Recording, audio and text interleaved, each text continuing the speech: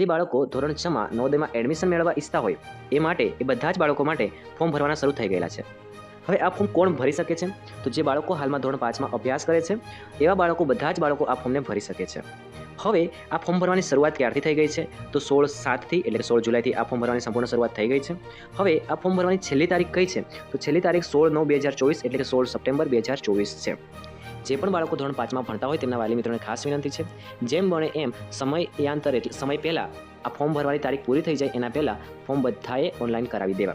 આની exam date એટલે કે નવોદય ધોરણ 5માં અભ્યાસ કરતા જે બાળકો અત્યારે નવોદયમાં ફોર્મ ભરે છે અને ધોરણ 5માં અભ્યાસ કરે છે તે બાળકોને પરીક્ષા ક્યારે હશે? તો પરીક્ષાની તારીખ છે 18/1/2025 એટલે કે જાન્યુઆરી મહિનાની 18 તારીખે અને શનિવારે આ પરીક્ષા યોજાશે. ઠીક છે? તો આટલી માહિતી તમને મળી ગઈ. તો યાદ રાખો, આ જે સંપૂર્ણ માહિતી મેં કીધું એ બધી જ માહિતી તમને નવોદયની ઓફિશિયલ વેબસાઇટ પર મળી રહેશે. એમાં આપણને લખી આપ્યું છે કે ઓન સેટરડે 18th જાન્યુઆરી 18 જાન્યુઆરી શનિવારે